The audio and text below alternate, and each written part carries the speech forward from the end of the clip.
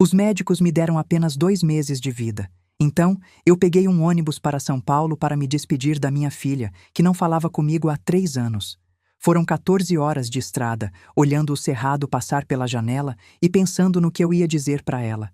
Eu só queria ver ela feliz, nem que fosse de longe. Em vez disso, encontrei ela na UTI, quase morrendo. E o marido dela? Estava numa festa em Alphaville, bebendo champanhe com modelos. Quando liguei, ele riu na minha cara. Foi aí que eu fiz outra ligação.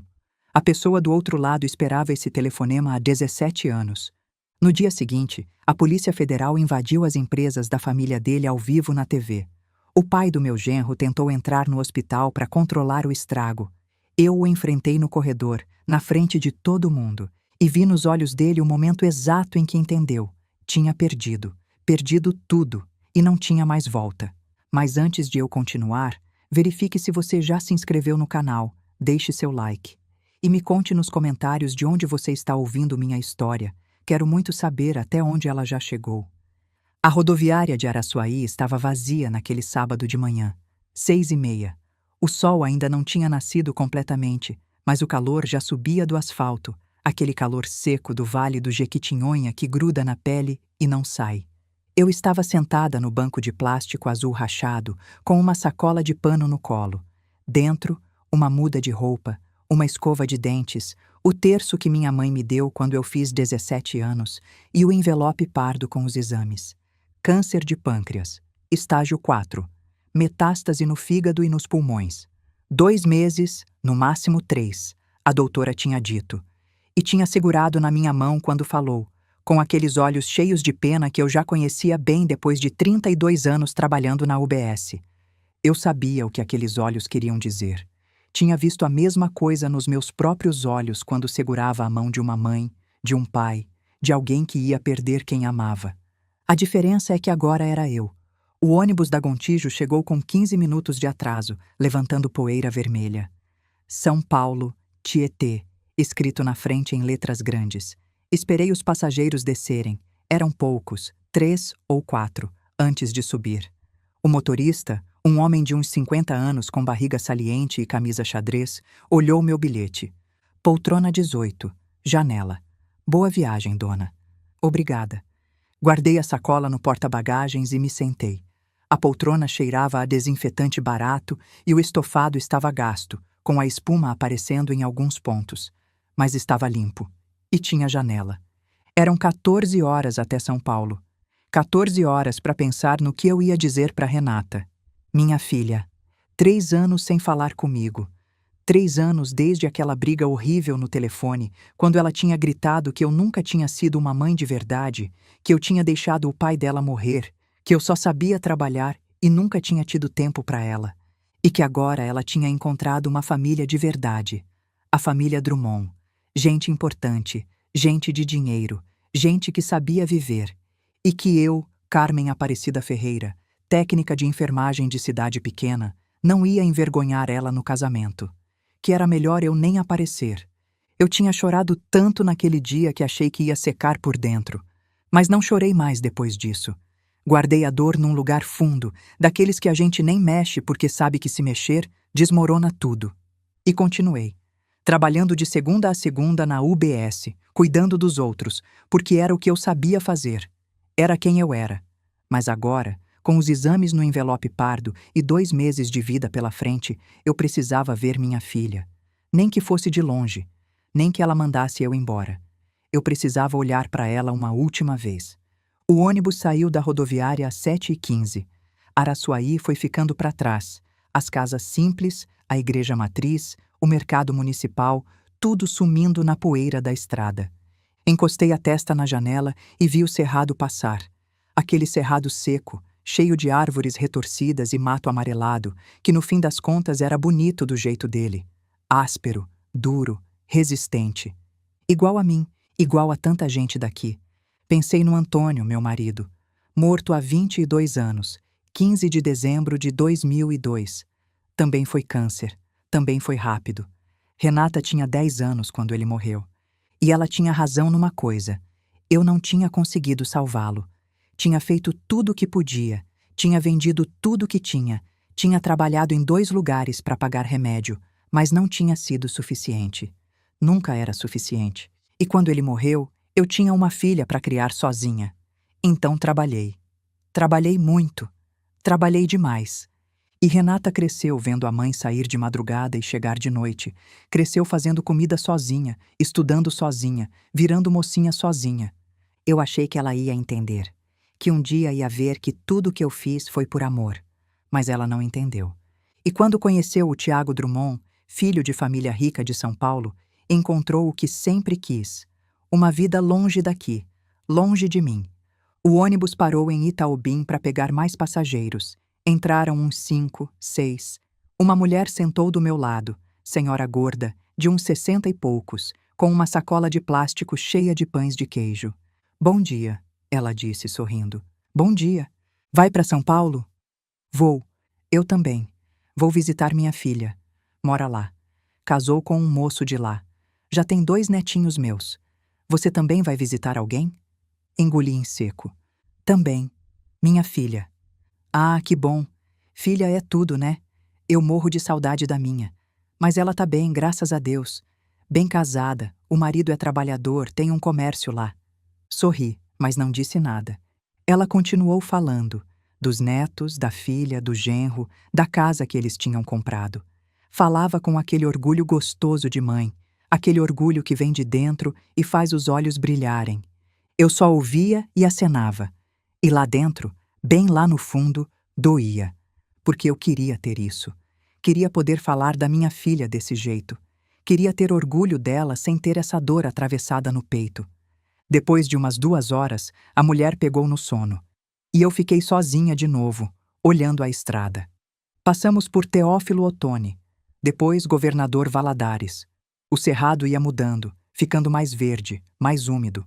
A BR-116 cortava o sul de Minas, passava por cidadezinhas que eu nem conhecia os nomes. Eu ia pensando no que ia dizer quando visse Renata, se é que ela ia me receber.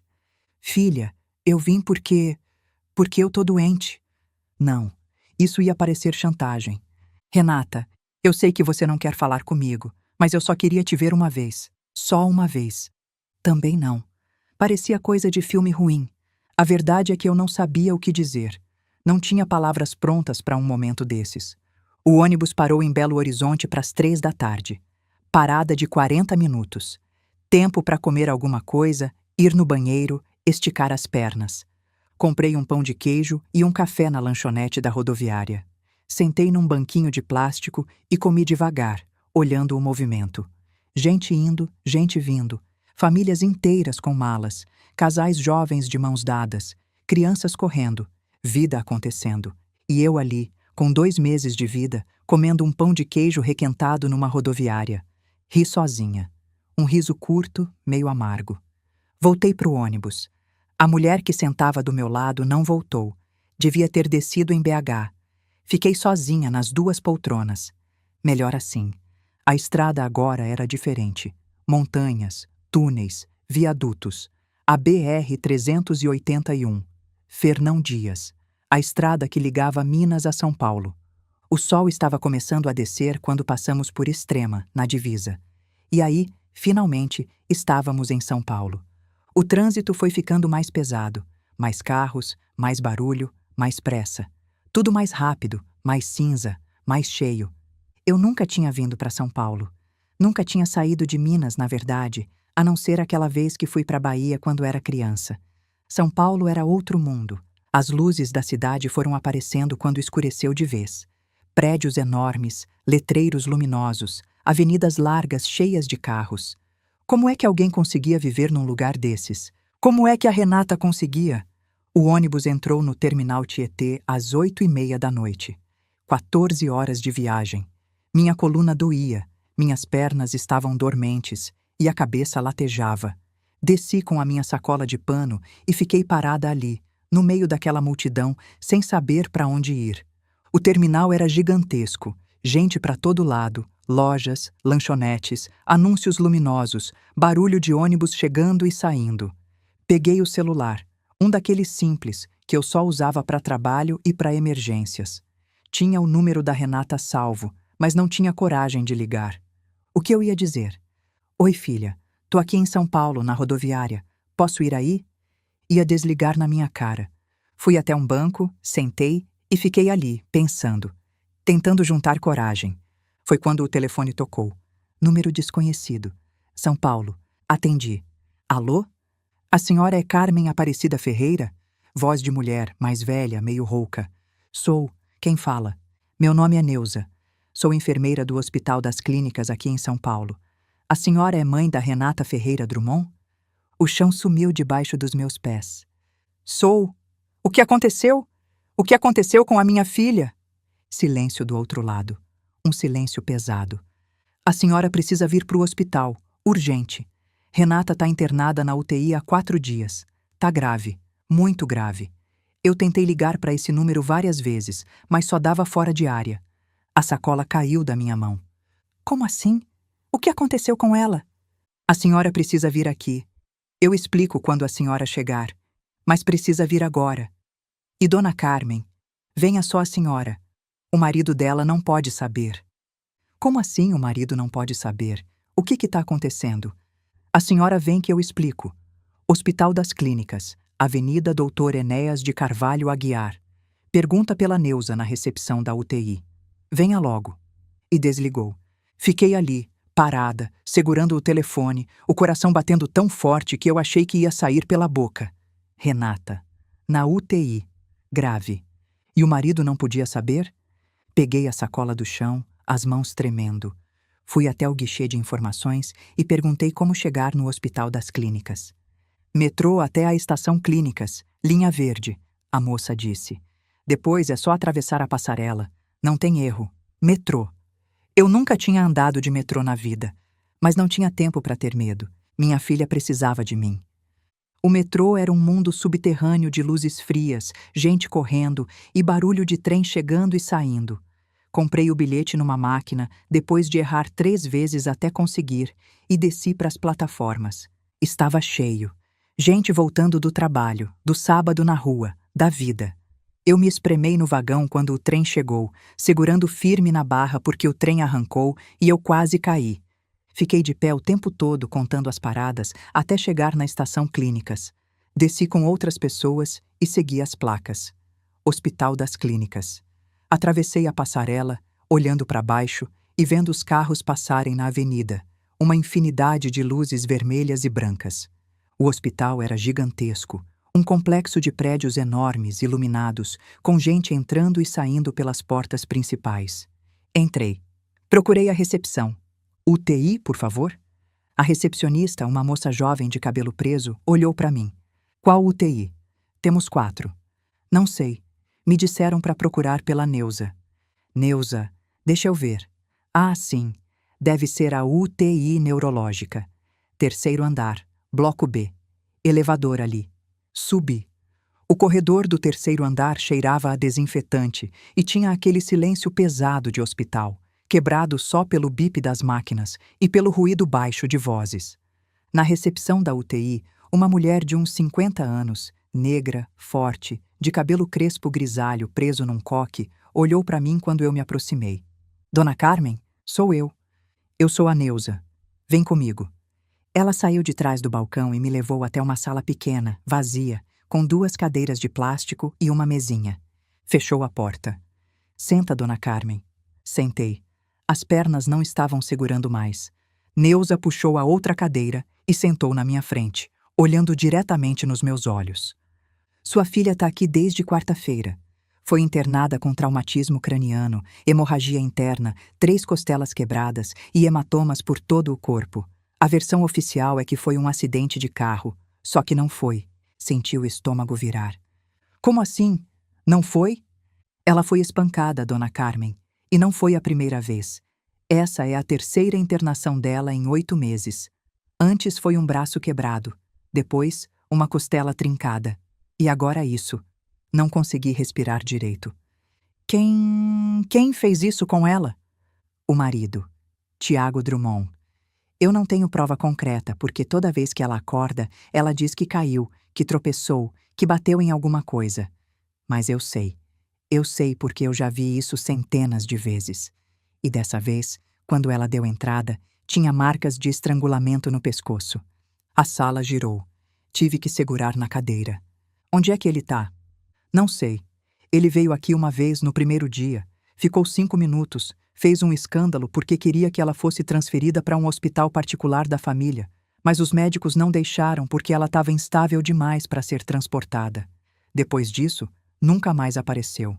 Não liga, não manda mensagem, nada. A família dele também não. É como se ela não existisse. Mas ela não tem amigos? Não tem ninguém que possa ajudar? Neuza balançou a cabeça. Ninguém. Pelo que eu entendi, depois que ela casou, a família do marido isolou ela de todo mundo. Ela não trabalha, não sai sozinha, não tem celular próprio, usa o que o marido dá.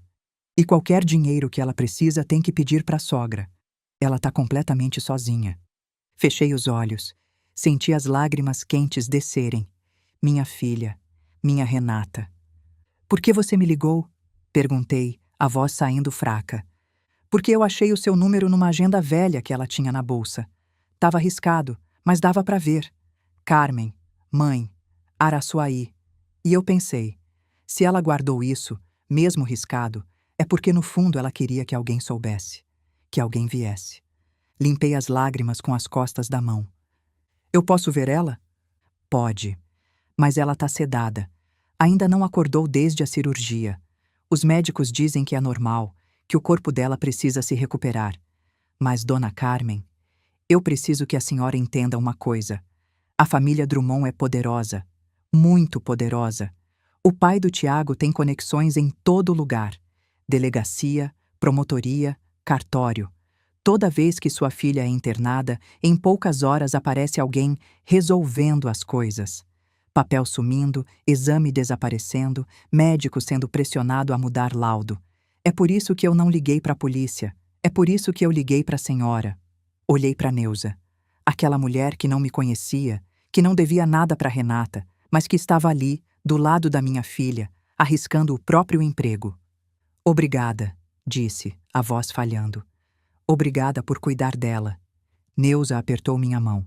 Eu tenho uma filha também, e eu sei que se fosse ela ali, eu ia querer que alguém ligasse para mim. Vem, vou te levar até ela. Seguimos pelo corredor da UTI. Passamos por quartos com portas de vidro, onde dava para ver pacientes na cama, entubados, conectados em máquinas. Neuza parou na frente do quarto 307.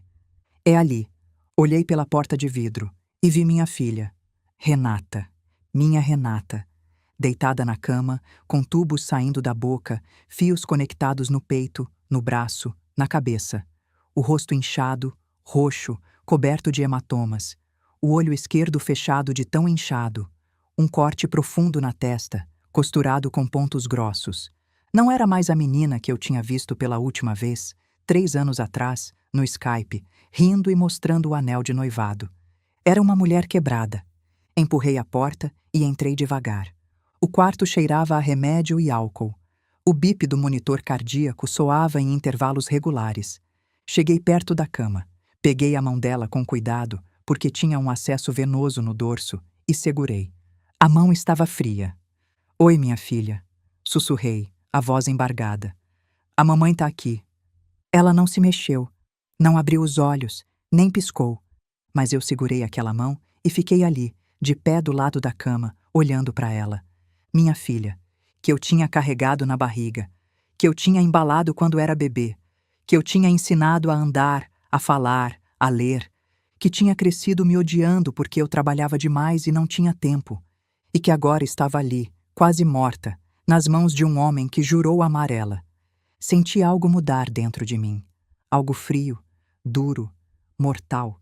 Eu tinha 2 meses de vida, mas era tempo suficiente para fazer o que precisava ser feito. Soltei a mão dela com cuidado, beijei a testa dela onde não tinha hematoma e saí do quarto. Neuza estava esperando no corredor. Dona Carmen, a senhora tá bem? Tô. Neuza, eu preciso ver os pertences da Renata. Tudo que estava com ela quando deu entrada. Tá guardado aqui. Vem. Fomos até uma sala de armários. Neuza abriu um e tirou um saco plástico transparente com Renata Drummond, 307, escrito com caneta. Dentro, uma bolsa de couro cara, uma carteira e um celular com a tela trincada. Peguei o celular. Eu posso levar isso? Pode, mas tome cuidado. Se a família descobrir que a senhora tem o celular dela, não vai descobrir. Guardei o celular no bolso do meu vestido. Neuza, tem algum hotel barato perto daqui? Tem uns na Avenida Rebouças. Uns 20, 30 reais a diária. Obrigada. Eu vou lá. Vou descansar um pouco e volto amanhã cedo. Dona Carmen. Neuza segurou meu braço. O que a senhora vai fazer? Olhei para ela. Vou fazer o que nenhuma mãe devia precisar fazer. Vou proteger minha filha, de qualquer jeito que for necessário. O hotel era um lugar simples, limpo, com cheiro de pinho-sol e lençóis um pouco ásperos, mas tinha cama, tinha chuveiro e era silencioso. Era o que eu precisava. Tomei banho, vesti a camisola que tinha trazido e sentei na cama com o celular da Renata. A tela estava trincada, mas ligava. Tentei desbloquear. Senha. Tentei a data de nascimento dela. Errado. Tentei a data de aniversário de casamento. Errado. Pensei, qual seria a senha? Tentei. 1512, 15 de dezembro, o dia que o pai dela morreu. O celular desbloqueou. Meu coração apertou. Ela lembrava. Fui direto nas fotos. As primeiras eram recentes. Renata em restaurantes caros, sorrindo. Renata na frente de uma casa grande, de arquitetura moderna. Renata numa lancha, de biquíni. Renata com o Tiago, os dois abraçados, sorridentes. A vida perfeita. Continuei descendo. E aí começaram a aparecer outras fotos. Renata com o braço engessado, forçando um sorriso. Renata com o olho roxo, coberto de maquiagem que não escondia nada. Renata com um corte no lábio. Desci mais e encontrei um vídeo, datado de um mês atrás. Toquei para ver. A tela tremeu. Era uma filmagem feita pelo próprio celular. Tiago tinha pegado o celular dela para gravar. Uma sala grande, luxuosa. Sofá de couro branco, quadros caros na parede. E Renata, sentada no chão, encostada na parede, com o lábio sangrando. O olho esquerdo já roxo, o cabelo desarrumado. E na frente dela, em pé, segurando um copo de uísque, Tiago Drummond. Alto, loiro, bonito. O tipo de homem que aparece em revista. Camisa social branca, calça de alfaiataria. Relógio caro no pulso. Rindo. Vai, Renata, ele disse, a voz arrastada de bêbado. Fala pro pessoal que você caiu sozinha. Fala. Renata no chão tremia. Eu caí sozinha. Mais alto. Não tô ouvindo. Eu caí sozinha. Tiago riu mais alto. E tinha outras vozes ao fundo, risadas femininas. Tá vendo? Ele disse virando para a câmera como se estivesse falando com alguém. Minha mulher é bem treinadinha. Aprende direitinho. Não é, meu amor?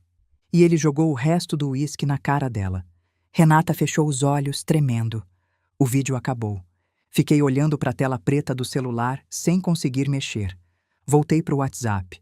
Vi que ela tinha enviado o vídeo para um número salvo como Tiago Marido. Ele tinha pegado o celular dela, gravado aquilo e mandado para o próprio número. Provavelmente para mostrar para os amigos, para rir depois. E tinha esquecido de apagar. As mãos estavam tremendo. O peito subia e descia rápido demais. Sentia um gosto de ferro na boca. Ódio. Ódio puro, concentrado, absoluto. Não era mais a Carmen técnica de enfermagem. Não era mais a mulher que cuidava, que ajudava, que salvava vidas. Era uma mãe. E alguém tinha machucado a minha filha. Olhei para o relógio na parede. 00:40. Procurei nos contatos da Renata. Tiago, marido. Respirei fundo e liguei. Tocou 3 vezes antes de atender. Oi, amor. A voz dele, arrastada, música alta ao fundo. Já acordou? Tá melhor? Aqui não é a Renata. Silêncio do outro lado. A música continuava, vozes rindo. Quem é? Carmen, mãe da Renata, sua sogra. Mais silêncio. Depois, ele deu uma risada curta. Ah, é você. A madrinha de Araçuaí. Finalmente resolveu dar as caras? Onde você tá? Por quê? Quer vir me ver? Onde você tá? Numa festa. Alphaville. Por quê? Minha sogra quer vir beber um champanhe comigo? Ouvi vozes femininas rindo perto dele, música eletrônica tocando alto. Sua mulher tá na UTI, falei, cada palavra saindo devagar, fria. Na UTI do Hospital das Clínicas, quase morta, e você tá numa festa. Ah, isso. A voz dele continuava tranquila, quase entediada. Ela já tá bem. Os médicos disseram que não tem problema, só precisa ficar em observação uns dias. Ela tá em coma induzido, 3 costelas quebradas, traumatismo craniano, hemorragia interna. E? O que você quer que eu faça? Eu não posso fazer nada agora. Amanhã eu vejo isso.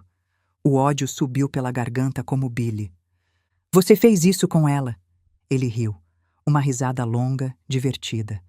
Olha, vó, eu não sei o que a Renata te contou, mas ela é meio dramática, sabe? Qualquer coisinha ela já fica choramingando. Dessa vez ela caiu da escada. Foi sem querer. Ela que é descoordenada. Eu vi o vídeo. Silêncio. Que vídeo? O vídeo de você jogando uísque na cara dela. Você mandando ela falar que caiu sozinha. O vídeo de você rindo enquanto ela tá no chão, sangrando. O silêncio durou mais tempo dessa vez. Quando ele voltou a falar, a voz tinha mudado. Não era mais arrastada, não era mais divertida. Era fria, calculista. Escuta aqui, velhinha. Eu não sei de onde você tirou esse vídeo, mas você não vai fazer nada com ele. Entendeu? Nada. Porque se você tentar alguma coisa, eu vou destruir a Renata. Vou deixar ela na miséria. Vou garantir que ela nunca mais tenha um centavo, nunca mais tenha um teto, nunca mais tenha nada. Você acha que eu não posso? Você acha que minha família não pode? Sua família pode fazer o que quiser, mas você não. Não mais. Ah, é? E por que não? Porque eu vou fazer uma ligação. E quando eu fizer, você vai perder tudo. Sua família, seu dinheiro, sua liberdade. Tudo. Ele deu uma gargalhada. Você vai ligar para quem, velhinha? Para a polícia? Meu tio é desembargador. Minha prima é delegada. Boa sorte. Não vou ligar para a polícia. Então para quem? Para Deus? Para o Zé Raimundo. Silêncio absoluto do outro lado, e eu desliguei. Fiquei sentada na beirada da cama, olhando para o celular. Zé Raimundo. Ou melhor, Raimundo José da Silva, empresário, dono de rede de transportadoras, postos de gasolina, concessionárias. Um dos homens mais ricos de São Paulo. E o homem que eu tinha salvado 17 anos atrás. Foi numa noite de chuva, em 2007. Eu estava voltando de Itaubim, numa Kombi do posto de saúde, quando a gente viu um carro capotado na beira da estrada. Um BMW preto fumando. Pedi pro Geraldo, que dirigia, parar. Desci correndo. Dentro do carro tinha um homem preso nas ferragens, a perna esmagada, sangue jorrando. Ia morrer em minutos. Eu peguei o kit de primeiros socorros que tinha na Kombi, usei o cinto dele como torniquete e fiz compressão no ferimento. Fiquei ali por mais de 1 hora, na chuva, no escuro, mantendo pressão e mantendo ele acordado até a ambulância chegar. O paramédico disse que se não fosse eu, o homem tinha morrido. Dias depois, quando ele se recuperou, ele procurou a UBS de Araçuaí. Queria saber quem tinha salvo a vida dele. Foi assim que eu conheci o Zé Raimundo. Ele tinha vindo para o interior inspecionar uma obra. Estava voltando para Belo Horizonte quando o carro derrapou na chuva. Ele me ofereceu dinheiro. Muito dinheiro. Como agradecimento. Eu recusei. O que a senhora quer, então? Ele tinha perguntado. Qualquer coisa. O que a senhora quiser, eu dou. Não quero nada agora, eu tinha respondido. Mas se um dia eu precisar de alguma coisa, eu ligo para o senhor. Ele tinha tirado um cartão do bolso, escrito à mão, Raimundo José da Silva, e um número de telefone. Esse número aqui nunca muda, ele disse. Pode ligar de madrugada, pode ligar daqui a 10 anos, pode ligar de onde estiver. Eu vou atender, e eu vou pagar minha dívida. Eu guardei o cartão numa gaveta. E nunca liguei. 17 anos. 17 anos esperando para usar aquele favor. E agora, finalmente, tinha chegado a hora. Peguei o cartão. Tava amarelado, com as pontas dobradas, mas o número ainda era legível. Olhei para o relógio. 1 da manhã. Disquei. Tocou 2 vezes. Uma voz rouca, grossa, atendeu. Alô? Zé Raimundo? Quem fala? Carmen. Carmen Aparecida Ferreira, de Araçuaí. A senhora que salvou o senhor na estrada em 2007. Silêncio. Depois, Dona Carmen. A voz tinha mudado. Estava mais alerta. A senhora tá bem? Não, não tô. O que aconteceu? Eu preciso do favor. Ouvi ele sentar, ouvir o barulho de roupa se mexendo, como se ele tivesse levantado da cama. Pode falar. O que a senhora precisa?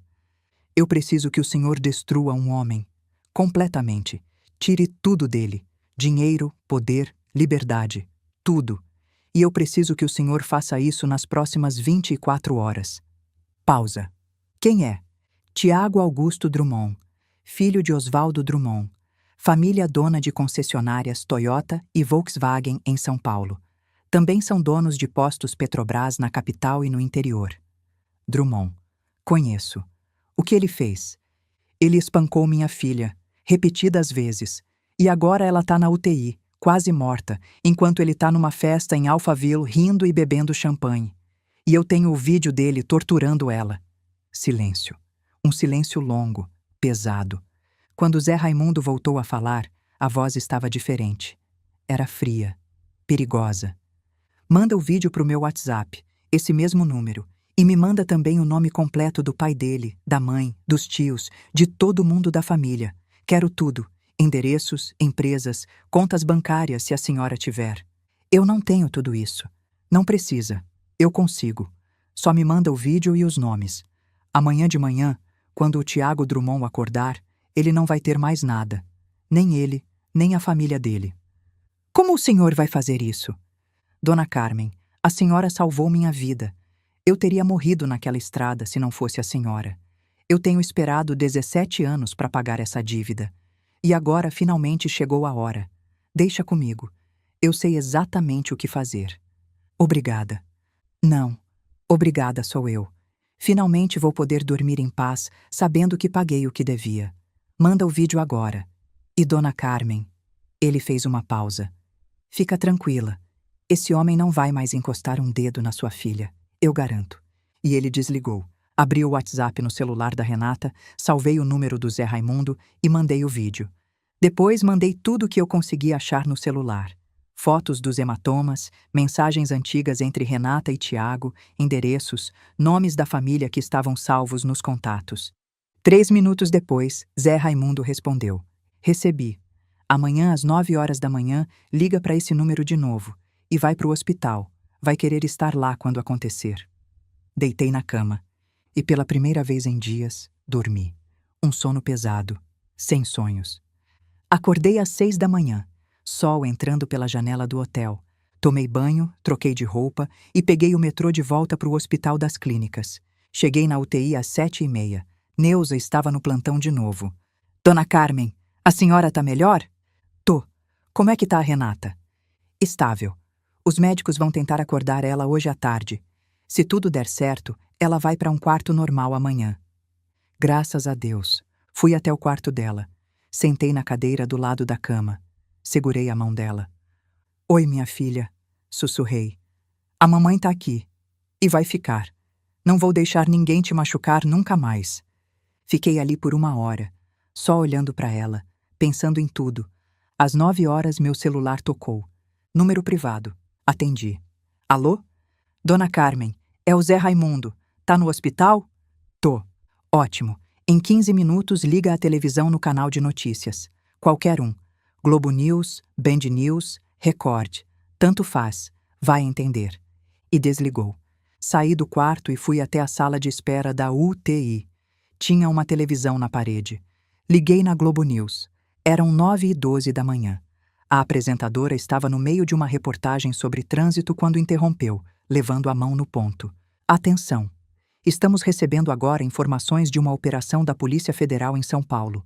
Vamos ao vivo com nossa correspondente. A imagem mudou.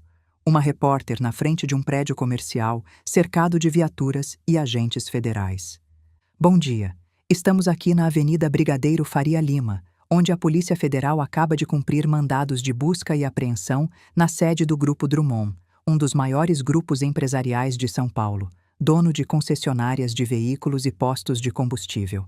Segundo fontes da PF, a operação investiga um esquema bilionário de fraude fiscal, lavagem de dinheiro e corrupção ativa envolvendo contratos públicos das Olimpíadas de 2016 no Rio de Janeiro. As investigações corriam em sigilo há mais de 2 anos, e hoje a Polícia Federal finalmente conseguiu autorização judicial para avançar com as prisões após novas provas surgirem nas últimas 24 horas. A câmera mostrou homens de terno sendo escoltados para fora do prédio. Um deles era mais velho, calvo, de óculos. Esse é Oswaldo Drummond, patriarca do grupo, a repórter continuou. Ele e outros executivos estão sendo conduzidos para depor. A PF afirma que o esquema desviou mais de 500 milhões de reais em contratos superfaturados de infraestrutura. Senti o coração acelerar. A repórter continuou. Além disso, a operação também investiga denúncias de violência doméstica envolvendo o filho de Oswaldo Drummond, Tiago Augusto Drummond. Um vídeo chocante circulou nas redes sociais nas últimas horas, mostrando Tiago espancando sua esposa. O vídeo já teve mais de 3 milhões de visualizações e gerou indignação nacional. A imagem mudou para uma foto de Tiago. Depois, para frames do vídeo, com o rosto da Renata borrado. Tiago Drummond foi preso em flagrante na madrugada de hoje numa festa em Alphaville e vai responder por tentativa de feminicídio. A esposa dele, cujo nome não será divulgado, está internada em estado grave no Hospital das Clínicas. Meu celular tocou de novo. Dona Carmen? Tô vendo agora. É só o começo. Nas próximas horas, mais coisas vão sair. Documentos, testemunhos, tudo. A família Drummond vai perder tudo. As empresas vão ser confiscadas. As contas vão ser bloqueadas. Eles vão passar anos na justiça. E o Tiago vai pra cadeia. Por muito tempo. Fechei os olhos. Senti as lágrimas descerem. Obrigada, sussurrei. Obrigada. Obrigada. Obrigada. Dona Carmen, a senhora me salvou. E agora a gente tá quites. Mas se um dia precisar de novo, não hesite. Eu sempre vou estar devendo. Ele desligou. Fiquei ali, olhando para a televisão, vendo a operação acontecer ao vivo. E pela primeira vez em muito, muito tempo, sorri. Voltei para o quarto da Renata. Neuza entrou logo atrás de mim, os olhos arregalados. Dona Carmen, a senhora viu o que tá passando na TV? Vi. É sobre a família do marido da sua filha. A Polícia Federal prendeu todo mundo. Dizem que tem um vídeo do Tiago espancando alguém. Ela me olhou. Foi a senhora? Não respondi. Só segurei a mão da Renata. Neuza entendeu. Não fez mais perguntas. Eram 10h30 da manhã quando ouvi uma comoção no corredor da UTI. Vozes altas, alguém gritando. Neuza saiu correndo. Eu fui atrás. No corredor, seguranças do hospital estavam segurando um homem que tentava passar pela recepção. Ele era alto, magro, de terno cinza, com o cabelo perfeitamente penteado. Oswaldo Drummond. Eu exijo ver minha nora. Ele gritava, a voz autoritária. Exijo. Eu tenho direito. Eu sou o sogro dela. A recepcionista nervosa tentava explicar. Senhor, o senhor não pode entrar na UTI sem autorização da família da paciente. Eu sou a família. Não é, eu disse. Todos viraram para mim.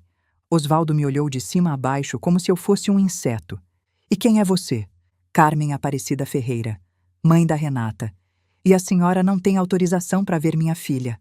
Ele deu um passo na minha direção. Escuta aqui sua... Cuidado, eu falei, a voz baixa, mas firme. Tem câmera gravando tudo aqui. E depois do que aconteceu hoje de manhã, o senhor não quer dar mais munição para a imprensa, quer? Ele parou, a mandíbula apertada.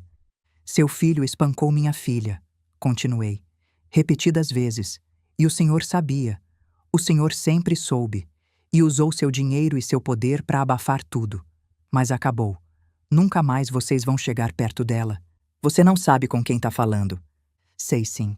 Tô falando com um homem que vai passar os próximos anos entrando e saindo de tribunal. E com sorte, vai terminar na cadeia, junto com seu filho. Oswaldo deu 2 passos na minha direção. Os seguranças se posicionaram entre nós. Você acha que conseguiu alguma coisa? Ele disse, a voz tremendo de raiva. Você acha que vai me derrubar? Eu tenho advogados, eu tenho conexões, eu tenho dinheiro, muito dinheiro. Vou sair disso sem um arranhão, e quando sair vou destruir você e sua filha. Olhei para ele e sorri. O senhor não vai fazer nada, Porque o senhor não tem mais dinheiro, não tem mais conexões e não tem mais poder. Tá tudo acabado. E o senhor sabe disso. Vi o momento exato em que ele entendeu. Vi quando ele percebeu que tinha perdido. Perdido de verdade. Que não tinha volta. Ele ficou ali, parado, o rosto vermelho, as mãos tremendo. E então virou e saiu. Os seguranças o escoltaram até o elevador. Neuza me olhou, boquiaberta. Dona Carmen, eu nunca vi nada assim na minha vida. Nem eu, respondi. E voltei para o quarto da Renata. Sentei do lado da cama, segurei a mão dela. Às 2 da tarde, a doutora responsável entrou. Dona Carmen, sou a doutora Paula. Estou cuidando da sua filha. Levantei. Como ela tá? Estável. Os exames mostram evolução boa.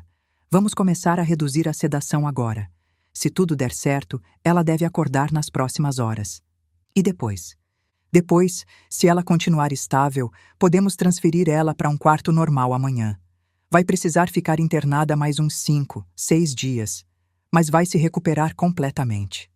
Fechei os olhos, senti o alívio tomar conta. Obrigada, doutora. A senhora é uma mãe muito corajosa, ela disse tocando meu ombro. Sua filha tem sorte de ter a senhora. Quando ela saiu, voltei a sentar. E esperei. Eram quase 5 da tarde quando Renata começou a se mexer. Primeiro, os dedos. Depois, a cabeça virando de lado. Chamei a enfermeira.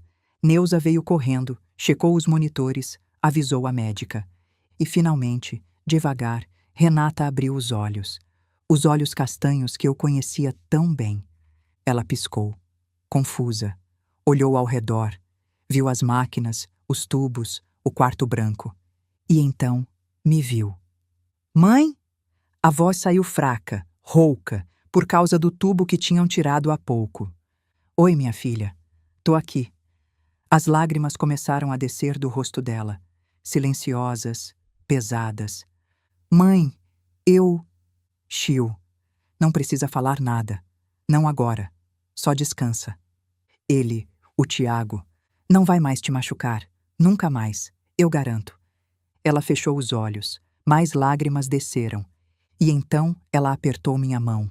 Forte. Mais forte do que eu esperava. Eu sinto muito, mãe. Eu sinto muito por tudo. Segurei a mão dela com as 2 mãos. Eu também. Mas acabou. Tá tudo acabado agora. E a gente vai recomeçar. Juntas. Ela chorou. Chorou muito. E eu deixei. Porque eram lágrimas necessárias. Lágrimas de libertação. Fiquei ali, do lado da cama, até ela dormir de novo. Um sono natural dessa vez. Sem sedação. Sem máquinas forçando. Neuza veio depois com uma cadeira dobrável. Fica aqui, Dona Carmen. Vai precisar descansar também. Obrigada, Neuza, por tudo. Eu só fiz meu trabalho. A senhora que fez o resto. Aquela noite dormi na cadeira do lado da cama da Renata. E pela primeira vez em 3 anos, senti que minha filha tinha voltado. Renata ficou no hospital por mais 6 dias. A cada dia, ela ficava um pouco mais forte. As máquinas foram sendo desligadas uma por uma. Os tubos foram sendo tirados. As ataduras foram sendo trocadas. E a cada dia, a gente conversava um pouco mais. No 3º dia, ela finalmente perguntou: Mãe, o que aconteceu? Com o Tiago, com a família dele. Todo mundo tá falando nisso. Os médicos, as enfermeiras. Eu ouvi na TV do corredor. Estava sentada na cadeira do lado da cama dela. Tinha trazido um Yakult da lanchonete do hospital. Ela sempre gostou de Yakult quando era criança. Eu destruí eles, respondi, simples assim. Ela me olhou. Como? Contei tudo. A ligação para Zé Raimundo, a operação da Polícia Federal, a prisão do Tiago, o pai dele sendo indiciado por corrupção e lavagem de dinheiro. Ela ouviu tudo em silêncio. Quando terminei, ela tinha lágrimas nos olhos. Eu não acredito que você fez isso por mim. Depois de tudo que eu te disse. Depois de como eu te tratei. Você é minha filha. Eu sempre vou fazer o que for preciso por você. Mas eu fui tão horrível com você, mãe. Eu disse coisas terríveis. Eu te culpei pela morte do papai. Eu te culpei por trabalhar demais. Você estava certa. Ela parou de falar, me olhou surpresa. Eu trabalhei demais. Eu não tive tempo suficiente para você. E eu não consegui salvar seu pai. Tudo isso é verdade. Mãe. Mas, Renata, eu fiz o melhor que eu pude, com o que eu tinha. Eu não tinha dinheiro, não tinha ajuda, não tinha ninguém. Era só eu. E eu fiz o que achei que era certo. Trabalhei para botar comida na mesa, para pagar escola, para você ter um futuro. Talvez eu tenha errado. Provavelmente errei em muitas coisas. Mas era o melhor que eu conseguia fazer naquele momento. As lágrimas dela desceram mais rápido. Eu sei, mãe. Eu sei. Eu só queria que você tivesse estado mais presente. Eu tinha tanta saudade de você. E quando eu conheci o Tiago, quando conheci a família dele, eles pareciam tão perfeitos. A mãe dele não trabalhava. Estava sempre em casa, sempre arrumada, sempre disponível. E eu pensei que era assim que uma família tinha que ser. E como é que era, Renata? De verdade? Ela abaixou os olhos. Um inferno. A mãe dele é controladora, manipuladora. Ela escolhia minha roupa, meu cabelo, minhas amizades. Dizia que eu tinha que ser digna do sobrenome Drummond. O pai dele ignorava todo mundo, só se importava com dinheiro e negócios. E o Tiago? A voz dela falhou. O Tiago era charmoso, atencioso, carinhoso. No começo. Mas depois que a gente casou, ele mudou. Ou talvez ele sempre tenha sido assim e eu não quis ver. Ele bebia, gritava, me xingava. Dizia que eu era burra, que eu era feia, que eu era sortuda por ter ele. Segurei a mão dela. E quando ele começou a bater? 6 meses depois do casamento. Primeira vez foi um tapa. Ele pediu desculpa, chorou, disse que nunca mais ia acontecer. Eu acreditei. Mas aconteceu de novo, e de novo. E a cada vez ficava pior. Mas eu não podia contar para ninguém. A família dele sempre resolvia. Pagava médico particular, pagava delegado, pagava todo mundo. E eu não tinha para onde ir. Não tinha dinheiro, não tinha amigos. E não tinha... Ela me olhou. Não tinha você. Porque eu tinha sido tão idiota, tão orgulhosa, que tinha cortado o único laço verdadeiro que eu tinha. Subi na cama com ela, do jeito que fazia quando ela era pequena e tinha pesadelo. Abracei ela com cuidado por causa das costelas. Você tem eu agora. E você sempre teve. Eu nunca te abandonei. Eu estava lá, esperando. Sempre. Ela chorou no meu ombro. Chorou como não chorava desde criança. E eu deixei, porque ela precisava. Quando ela se acalmou, ficamos ali, deitadas na cama de hospital, em silêncio. Foi ela quem quebrou o silêncio. Mãe, por que você veio? Depois de 3 anos sem falar comigo, por que você decidiu vir agora? Respirei fundo. Era hora de contar. Eu tô doente, Renata. Ela levantou a cabeça, me olhou. Doente como? Câncer. Pâncreas. Estágio 4. Com metástase no fígado e nos pulmões. Vi o rosto dela ficar branco. Não, não, mãe. Não pode ser. É. Os médicos me deram 2, 3 meses. No máximo. Quanto tempo faz? 3 semanas desde o diagnóstico. Ela se sentou na cama, mesmo com dor, me olhando com desespero. Não, não, mãe. Você não pode morrer. Não agora. A gente acabou de se reencontrar. Não pode. Renata, tem tratamento? Tem quimioterapia? Cirurgia? Tem que ter alguma coisa. Já está muito avançado. Não tem mais o que fazer. E eu não quero tratamento. Eu vi o que a quimioterapia fez com seu pai. Não quero passar por isso. Então, o que você vai fazer? Vou aproveitar o tempo que me resta. E vou aproveitar com você. Se você deixar. Ela me abraçou, forte, com tanta força que minhas costelas doeram, mas eu não disse nada. Eu vou cuidar de você, ela sussurrou. Você cuidou de mim a vida toda. Agora é minha vez. Não precisa, filha. Preciso sim. Eu preciso. Por favor, mãe. Deixa eu fazer isso. Deixa eu estar com você. Até o final. Abracei ela de volta. Tá bom, a gente fica junto.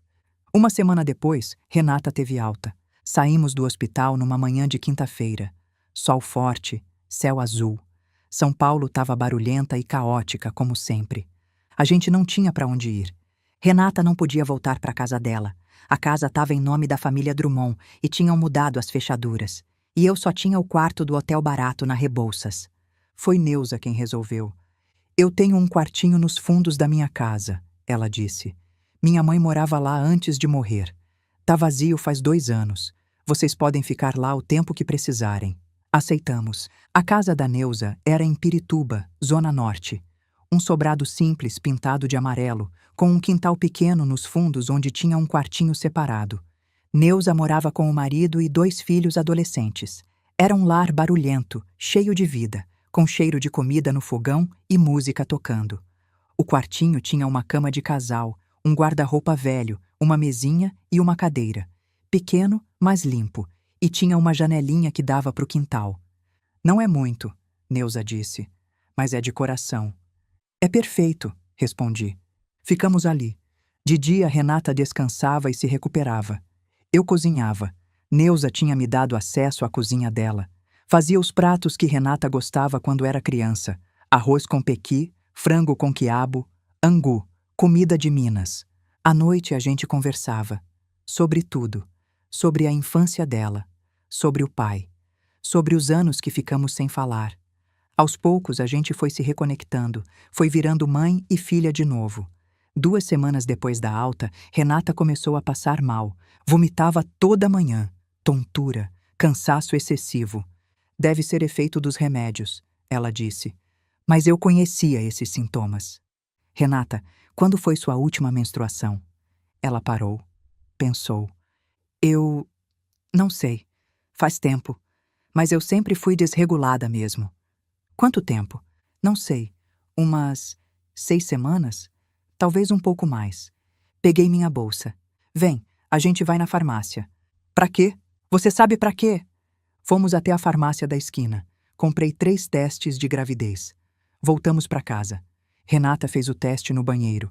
Saiu 5 minutos depois, segurando o palitinho na mão, o rosto branco. 2 linhas rosa. Positivo. Eu tô grávida, ela sussurrou. Eu tô grávida do Tiago. Sentou no chão ali mesmo, no corredor, e começou a chorar. Eu não posso ter um filho dele, mãe. Eu não posso, não depois de tudo. Sentei no chão do lado dela, segurei a mão dela. Você não precisa ter. Se você não quiser, a gente resolve. Mas se você quiser, esse bebê não é do Tiago, é seu, só seu. E esse bebê vai ser amado, muito amado. Como eu vou criar um filho sozinha? Eu não tenho dinheiro, não tenho casa, não tenho nada. Você tem eu. Ela me olhou. Por quanto tempo, mãe? Você disse que tem 2 meses. Então vamos aproveitar esses 2 meses. E depois você vai continuar. Vai criar esse bebê. Vai ser uma mãe incrível. E vai ser feliz. Eu sei que vai. E se eu não conseguir? Você vai. Porque você é forte. Mais forte do que você acha. Você sobreviveu a coisas que matariam outras pessoas. Você vai dar conta de um bebê.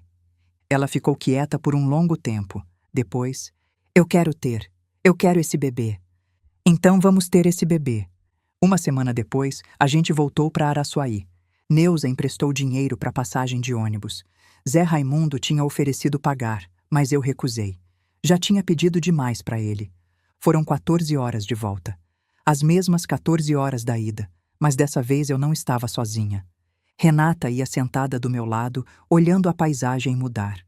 O concreto de São Paulo virando montanhas de Minas, virando o cerrado do Vale do Jequitinhonha. É tão diferente, ela disse. São Paulo é tão...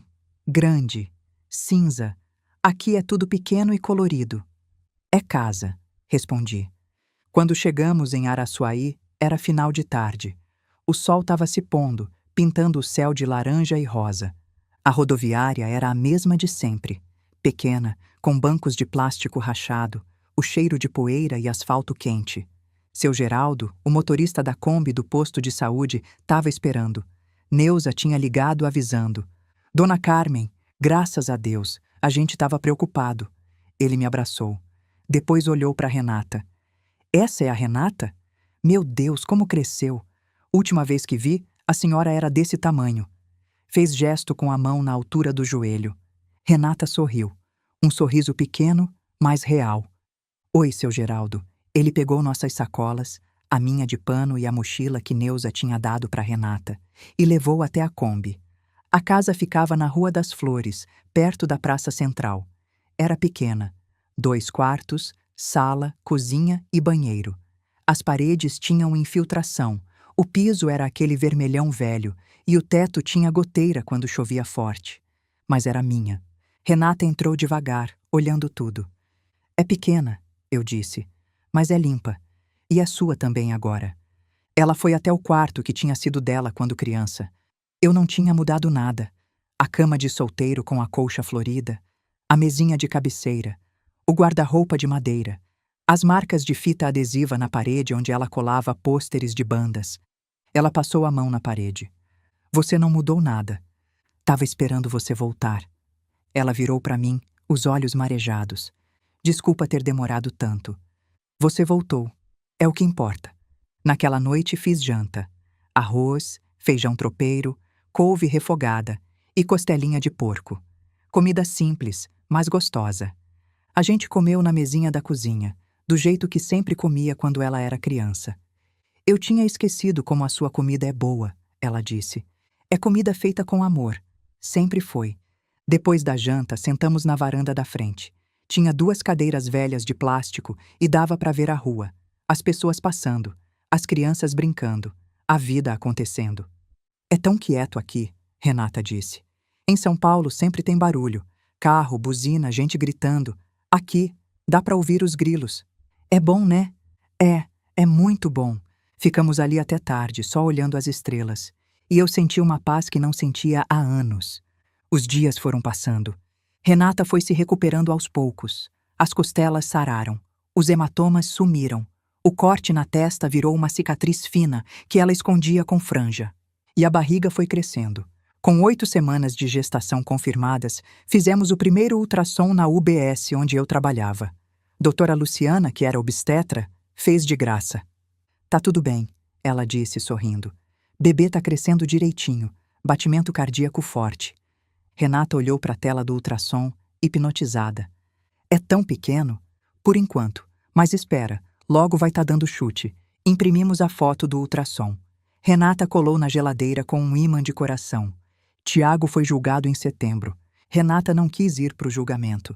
Ficou em Araçuaí. Mas eu fui. Peguei ônibus de volta para São Paulo, fiquei 2 dias e assisti tudo. O tribunal estava lotado. Imprensa, ativistas, curiosos. Tiago entrou algemado, de uniforme laranja da prisão. Tava mais magro, barba por fazer, olheiras profundas. Não parecia mais o playboy bonito das fotos. Parecia um homem quebrado. O promotor mostrou as provas, o vídeo, as fotos, os laudos médicos, os depoimentos das enfermeiras. O advogado de defesa tentou argumentar que tinha sido um momento de fraqueza, que Tiago estava sob efeito de álcool, que ele se arrependia profundamente. O juiz não comprou. O réu é condenado a 12 anos de prisão em regime fechado por tentativa de feminicídio e violência doméstica reiterada. Não haverá direito a recurso em liberdade. Quando a sentença foi lida, Tiago olhou para trás, procurando alguém nas arquibancadas. Os olhos dele encontraram os meus, e eu vi quando ele entendeu. Que tinha perdido, que ia pagar, que não tinha mais para onde correr. Sorri. Um sorriso pequeno, frio. E ele abaixou a cabeça. Voltei para Araçuaí no dia seguinte. Renata me esperava na rodoviária. E aí? 12 anos. Regime fechado. Ela respirou fundo. Fechou os olhos. Acabou então. Acabou. Ela me abraçou ali mesmo, no meio da rodoviária, e chorou. Mas não era choro de tristeza. Era choro de alívio. Outubro chegou. Renata estava com 4 meses. A barriga já aparecia. Ela usava vestidos largos, confortáveis, que eu costurava. A gente ia no pré-natal toda semana. Doutora Luciana dizia que estava tudo perfeito. É menino ou menina? Renata perguntou num dos exames. Quer saber? Renata me olhou. Quer saber, mãe? Quero. Então eu quero também. Doutora Luciana mexeu no aparelho, procurou o ângulo certo. É menino. Renata começou a chorar. Lágrimas felizes. Um menino. Eu vou ter um menino. E como vai chamar? Ela não precisou pensar. Antônio, em homenagem ao vô dele. Olhei para ela. Senti o coração apertar de emoção. Seu pai ia adorar. Eu sei. Naquele dia, quando voltamos para casa, Renata começou a fazer planos. A gente precisa arrumar o quartinho para ele, pintar, comprar berço, comprar roupinha. Com calma. Ainda tem tempo. Eu sei, mas eu quero começar logo. Quero que tudo esteja perfeito quando ele nascer. E ela começou. Pegava bicos de costura com as senhoras da vizinhança para ganhar dinheiro. Vendia brigadeiro na feira aos sábados. Juntava cada centavo. E eu ajudava. Trabalhava na UBS de segunda a sexta. Aos fins de semana, fazia doces por encomenda. A vida era simples, mas era boa. E eu esperava morrer. Os médicos tinham dito 2, 3 meses. Já tinha passado 5. Mas eu não sentia nada. Nenhuma dor nova. Nenhum sintoma piorando. É estranho, eu disse para a doutora Luciana. Eu deveria estar pior. Muito pior. Ela pediu novos exames. Fiz em Teófilo Otoni, porque em Araçuaí não tinha equipamento. Quando os resultados chegaram, ela me chamou no consultório. Carmen, eu não sei como explicar isso, mas o câncer não está crescendo. Ele está lá sim, mas está estável. Não avançou nada. Como assim? Às vezes acontece. É raro, mas acontece. O corpo encontra um equilíbrio. Não sei te dizer por quanto tempo vai durar. Pode ser semanas, pode ser meses. Mas por enquanto, você está estável. Quanto tempo você acha que eu tenho? Ela me olhou. Sinceramente, não sei. O normal seria você já não estar aqui. Mas você tá. E tá forte. Tá trabalhando. Tá vivendo. Então, aproveita. Aproveita cada dia. E foi o que eu fiz. Novembro, dezembro, janeiro. Renata estava com 7 meses. A barriga enorme. Ela reclamava das costas, dos pés inchados, do calor. Mas estava feliz. Mais feliz do que eu tinha visto em anos. A gente arrumou o quarto do bebê. Pintamos de azul clarinho. Dona Maria da esquina doou um berço. Seu João, da mercearia, deu um carrinho usado, mas em bom estado. A cidade inteira ajudou, porque era assim no interior. A gente cuidava um do outro. Em fevereiro fiz aniversário. 61 anos. Renata fez bolo. Bolo de cenoura com cobertura de chocolate. Meu favorito. Feliz aniversário, mãe. Obrigada, filha. O médico disse que você tinha 2 meses. Já faz 8. Eu sei. Por que você acha que ainda está aqui? Olhei para ela, para a barriga enorme, para o sorriso dela. Porque eu tinha uma missão. E ainda não acabou. Que missão? Conhecer meu neto. Ela sorriu. Pegou minha mão e colocou na barriga dela. O bebê chutou. Forte. Ele tá te ouvindo, ela disse. Eu sei. E eu tô esperando você, Toninho. Não vou embora antes de te conhecer. Prometo. Março chegou. Renata estava com 38 semanas. Qualquer dia agora, doutora Luciana dizia. Eu não sentia mais dor. Continuava trabalhando. Continuava vivendo. Era como se meu corpo tivesse decidido esperar também. Foi numa manhã de terça-feira. 5:30 da manhã. Ainda estava escuro. Eu tinha acabado de acordar quando ouvi.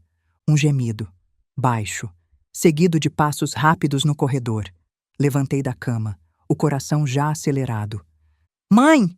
A voz da Renata, aguda, assustada. Mãe!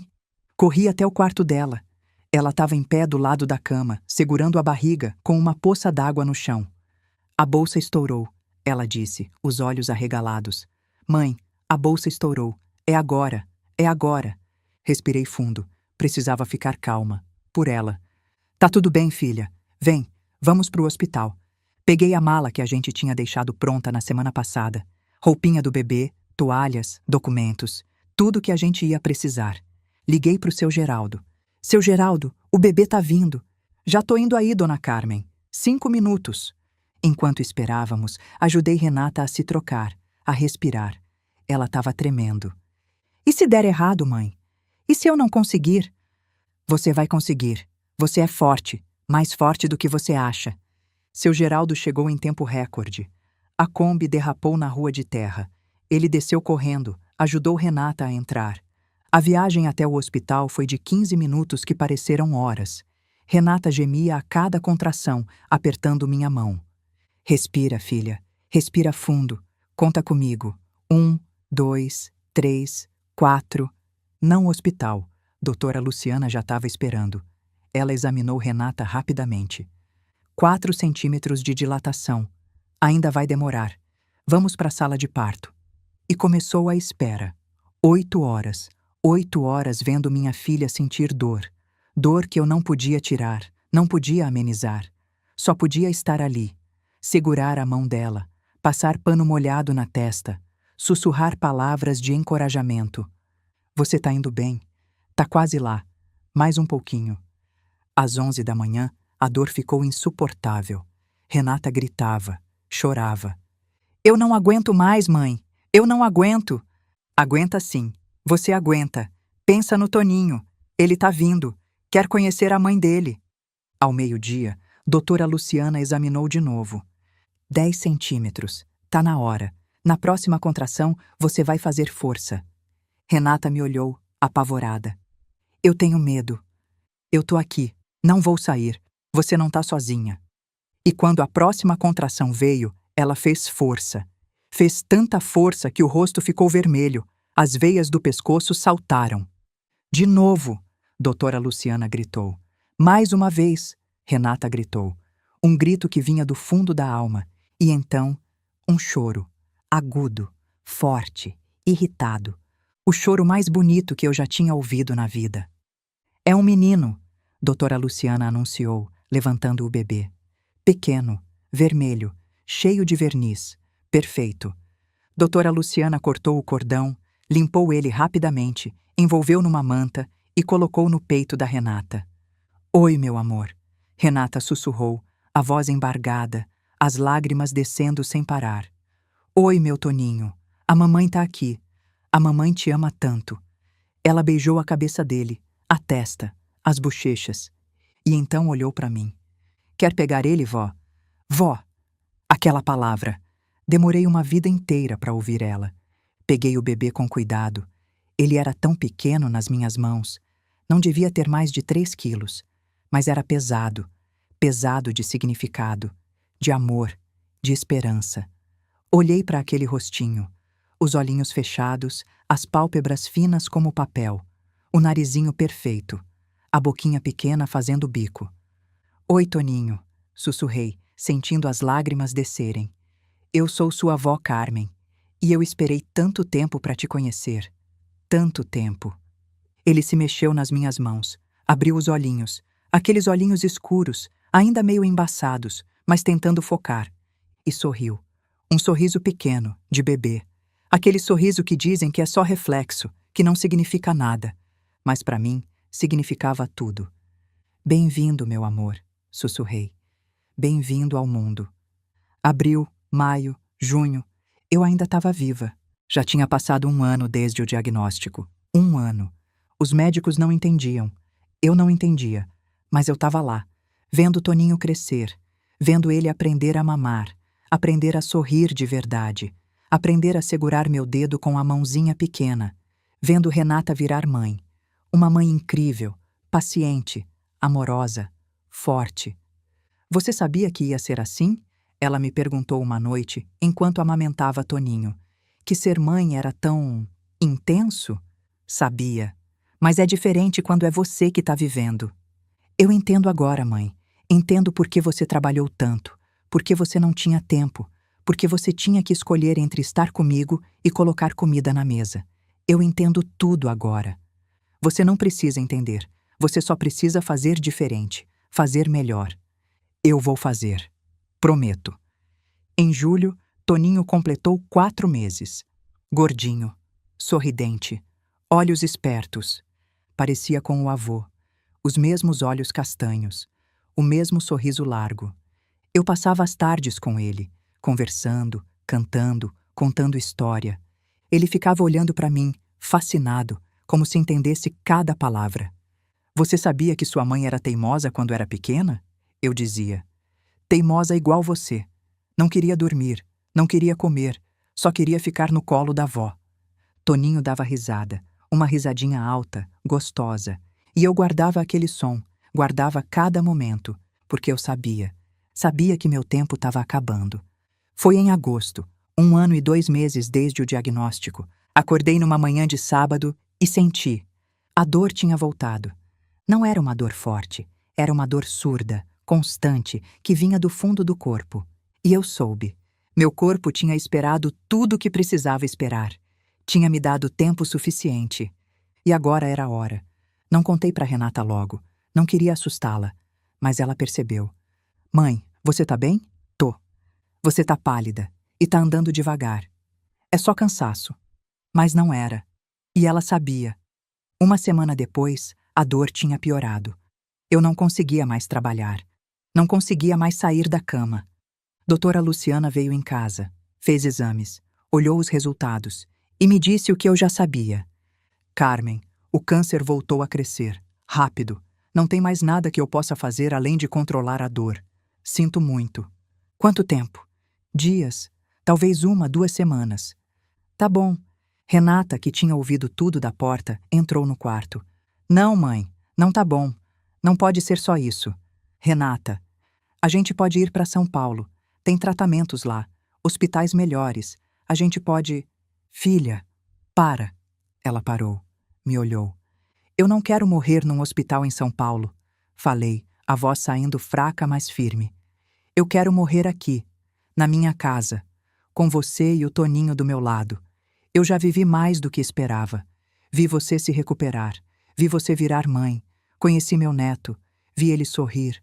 Foi mais do que eu podia pedir. Mas eu não tô pronta para te perder. Ninguém nunca tá, filha, mas a vida é assim. A gente fica o tempo que pode, faz o que deve e depois vai embora. E eu já fiz tudo.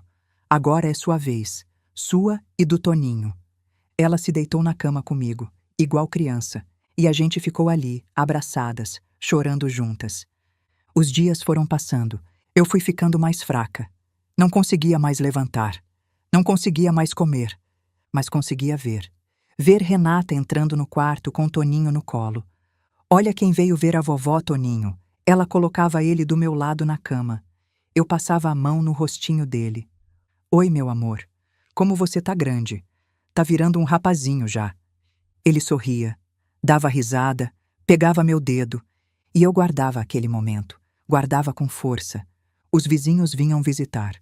Dona Maria, seu João, seu Geraldo, doutora Luciana, tanta gente. Gente que eu tinha cuidado ao longo dos anos. Gente que eu tinha ajudado e que agora vinham se despedir. A senhora foi tão importante pra gente, Dona Carmen, Dona Maria disse. Cuidou da gente como se fosse família. Vocês são família, respondi. Uma semana depois, Neuza chegou. Veio de São Paulo de ônibus. Trouxe o marido e os filhos. Dona Carmen, ela entrou no quarto, os olhos já vermelhos. Eu vim assim que a Renata me ligou. Neuza, que saudade.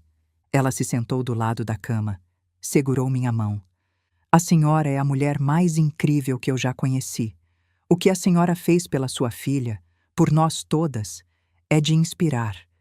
Eu só fiz o que qualquer mãe faria. Não, a senhora foi além, muito além. Zé Raimundo também ligou. Renata colocou o telefone no viva-voz. Dona Carmen? É o Zé Raimundo. Oi, Zé Raimundo. Eu soube que a senhora que tá chegando a hora. Eu queria te dizer, obrigado. Obrigado por ter me salvado. Obrigado por ter me dado a chance de pagar minha dívida. Eu vou cuidar da Renata e do Toninho. Sempre. Não vão faltar nada. Eu prometo. Obrigado, Zé Raimundo. Você é um homem bom. Não sou. Mas a senhora me fez querer ser melhor. Tenha certeza disso. Na última noite era só eu e Renata no quarto.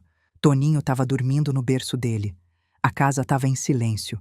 Só o som dos grilos lá fora e a respiração suave do bebê. Renata tinha puxado uma cadeira para o lado da minha cama. Tinha ficado ali a noite inteira, me olhando, segurando minha mão. Mãe? Ela chamou baixinho. Dash, Você tem medo de morrer? É. Pensei um pouco. Respirar estava ficando mais difícil. Cada inspiração doía, mas a mente estava clara. Clara como nunca. Não, não tenho. Porque eu já fiz tudo o que vim fazer aqui. Criei você. Vi você crescer. E mesmo quando a gente se afastou, eu sempre te amei. Sempre. E agora, ver você feliz, ver você com seu filho, ver que você vai ficar bem.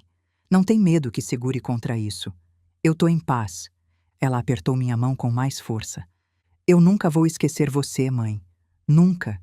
E o Toninho vai saber quem você foi. Eu vou contar para ele. Todo dia. Vou contar que a avó dele era a mulher mais forte, mais corajosa, mais incrível do mundo. Que ela atravessou um país inteiro para me salvar. Que ela enfrentou pessoas poderosas sem medo. Que ela me ensinou o que é amor de verdade. Não exagera, sorri, mesmo sentindo a dor. Não é exagero. É verdade. Você é minha heroína, mãe. Sempre foi. Senti as lágrimas descerem pelo meu rosto. Renata, me promete uma coisa. O que for, vive. Vive de verdade. Não fica presa no passado. Não fica presa na dor. Você é nova. Você tem uma vida inteira pela frente. E você merece ser feliz. Muito feliz. Você merece rir, dançar, se apaixonar de novo se quiser. Você merece tudo de bom que essa vida pode dar. Eu prometo. E cuida do Toninho. Ensina ele a ser bom, a ser honesto, a cuidar dos outros. Ensina ele que família não é perfeita, mas é o que a gente tem. E que amor, amor de verdade, é estar presente. Sempre. Nos dias bons e nos dias ruins. Eu vou ensinar. Prometo. E mãe, a voz dela falhou. Obrigada. Por tudo. Por ter me carregado. Por ter me criado. Por nunca ter desistido de mim, mesmo quando eu desisti de você. Obrigada por ter vindo me buscar. Por ter me salvado. Por ter me dado mais tempo. Eu faria tudo de novo, filha. 1000 vezes. Porque você é minha filha, meu amor, minha vida. Ela subiu na cama comigo, com cuidado para não me machucar, e deitou do meu lado, a cabeça no meu ombro, igual fazia quando era pequena e tinha pesadelo. E a gente ficou ali, mãe e filha, juntas pela última vez. Eu passei a mão no cabelo dela, devagar, do jeito que ela gostava quando era criança. Canta aquela música, mãe, ela pediu.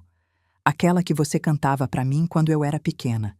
E eu cantei, com a voz fraca, falhando, mas cantei. Boi da cara preta, pega essa menina, que tem medo de careta. Não, não, não, não pega ela não. Renata chorou. E eu também. Porque a gente sabia que aquele era o último momento, a última canção, a última vez que a gente ia estar assim, juntas, mãe e filha. Fechei os olhos, sentia o sono chegando. Um sono pesado, definitivo, que não tinha volta. Mãe? A voz dela estava distante agora, como se viesse de muito longe. Dash, Eu te amo. Muito. Eu também te amo, filha. Sempre amei. Sempre vou amar. De onde quer que eu esteja. E então, com a mão da minha filha na minha, com o som da respiração do meu neto ao longe, com a paz finalmente no coração, com a certeza de que tinha cumprido minha missão, eu dormi. 5 anos depois, Renata estava sentada na varanda da casa, observando Toninho brincar no quintal. Ele tinha 5 anos agora, alto para a idade, esperto, curioso. Parecia cada dia mais com o avô que nunca conheceu. A casa tinha sido reformada. Neuza e Zé Raimundo tinham ajudado. Não era mais a casinha com infiltração e goteira. Agora tinha piso novo, pintura fresca, um quarto a mais para Toninho. Mas Renata tinha mantido algumas coisas. A mesinha da cozinha onde ela e a mãe tomavam café. O quartinho que tinha sido dela na infância. A cadeira de plástico da varanda onde Carmen se sentava para as tardes. Mamãe! Toninho gritou do quintal. Olha o que eu achei! Era um grilo! Que lindo, amor! Mas solta ele, tá? Ele precisa voltar para a família dele. Toninho soltou o grilo e veio correndo para a varanda. Conta a história da vovó de novo. Renata sorriu. Ele pedia aquela história todo dia. De novo? De novo? Tá bom, vem aqui. Ele subiu no colo dela.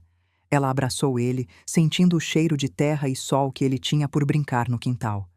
Sua vovó Carmen era a mulher mais corajosa que eu já conheci. Ela trabalhou a vida inteira ajudando as pessoas, cuidando de quem estava doente. E quando eu precisei dela, mesmo depois de tanto tempo, ela largou tudo e veio me salvar. Como? Ela fez uma ligação. E com essa ligação, ela protegeu a mamãe. Protegeu você. Protegeu a gente. Eu queria ter conhecido ela. Você conheceu, amor. Você era pequeno, mas você conheceu. Ela te segurou no colo, te deu banho, te cantou para dormir. Ela te amava muito. E ela tá no céu agora? Tá, cuidando da gente de lá. Toninho ficou quieto por um momento, pensando. Quando eu crescer, eu quero ser igual a vovó. Renata sentiu as lágrimas subirem. Você vai ser, meu amor. Você já é. Olhou para o horizonte, para o céu alaranjado do fim de tarde, para o cerrado ao longe, e sussurrou baixinho, sabendo que de algum lugar sua mãe estava ouvindo. Obrigada, mãe, por tudo. Uma brisa suave passou pela varanda, quente, cheirando a terra. E Renata sorriu, porque ela sabia que enquanto ela e Toninho estivessem ali, Carmen nunca ia embora de verdade. Ela estaria sempre presente, nas histórias, nas memórias, no amor, para sempre.